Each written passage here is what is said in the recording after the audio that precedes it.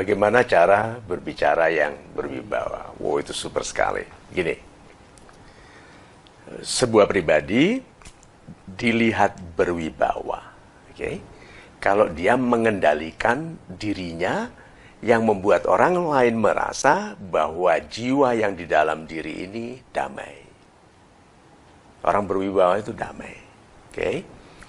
Nah, kita bedakan dulu damai, wibawa dengan karisma. Oke? Wibawa itu tanggung jawab pribadi. Wibawa itu bisa dibangun. Karisma tidak. Karisma itu pemberian dari Tuhan. Nah, orang-orang yang berwibawa lebih mudah dihadiahi karisma oleh Tuhan daripada orang-orang yang petakilan, yang berantakan hidupnya, berantakan sikapnya, bahasanya rendah sekali, sulit diberikan karisma. Nah, jadi tanggung jawab kita sebagai pribadi adalah membangun wibawa. Nah, wibawa dulu. Jiwa yang damai itu kuat, ya, tidak goyang. Nah, jiwa yang tidak goyang bisa dilihat dari tubuh yang tidak goyang juga. Jadi orang mau berwibawa tidak boleh terlalu banyak gerakan tubuhnya. Jadi kalau dia menoleh kepalanya, bukan begitu kan? Gitu. Bagaimana? Sulit berwibawa. Oke. Nah, jadi tanda pertama dari kewibawaannya itu adalah kedamaian jiwa, dan jiwa yang damai itu tenang, badannya tenang. Oke. Nah, karena tenang, pasti kan sudah mengetahui. Orang tenang itu karena mengetahui. Kalau tidak tahu, khawatir. Nah, jiwa yang tenang, yang mengetahui apapun yang diketahuinya itu menjadi terukur. Jadi dia menolehnya plek, nggak kelewatan. Plek. Suaranya, kekuatannya pas, nggak terlalu keras, nggak kurang, nggak lemah. Terukur.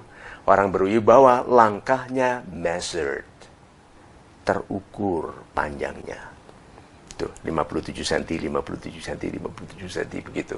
Bisa dibayangkan nggak orang berjalan 30, 40, 50, 60, 70, 150. Nah, berarti orang-orang berwibawa measured, terukur. Oke? Terus, orang-orang berwibawa tidak tergesa-gesa. Orang membantah dia, oke? Dia tahu cara mematahkan bantahannya ini, tidak tergesa-gesa. Orang yang tidak berwibawa, orang yang membantahnya belum selesai sudah dipotong. Orang berwibawa senyum, diizinkan selesai. Udah selesai, betul. Ada lagi pertimbangannya, ada, langsung dibantai. Dan dibantainya anggun sekali. Dengan ringan, dengan ahli, dibabat. Sudah? Setelah itu apa? Tidak menikmati kemenangan. Malah dia bilang, sebetulnya kita sependapat tadi. Hanya mungkin saya belum jelas dalam bicara saya, dan mungkin saya tidak memasukkan pertimbangan dari pendapat Anda yang super sekali itu tadi. Bayangkan itu. Orang yang dikalahkan merasa dimenangkan. Tuh, berwibawa. Ya, satu lagi ya Pak. Suaranya dalam. Bagaimana mungkin gitu. Ya kan? Bagaimana mungkin saya berwibawa kalau suara saya tinggi, melengking, khawatiran begitu. Jadi laki-laki harus belajar bicara yang dalam. Caranya besarkan dada. Seperti loudspeaker yang besar kan ulem dalam. Nah, sama. Dada ini adalah ruang resonansi, ruang bergetarnya suara kita.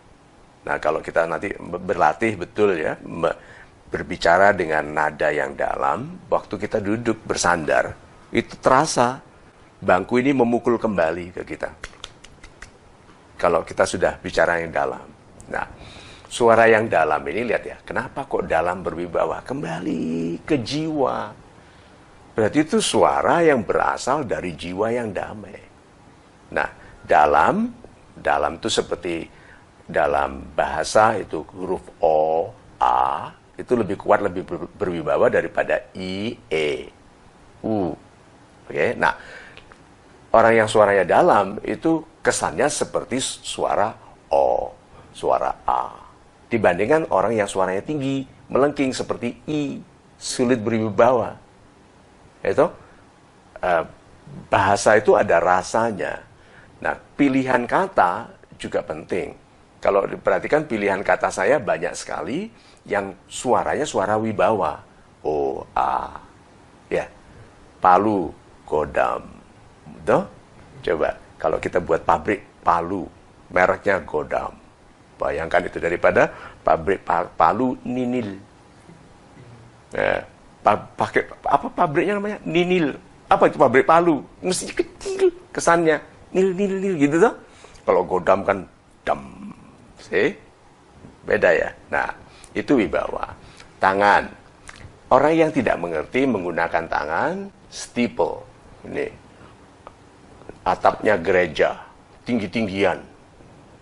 Nih, gunung. Ini.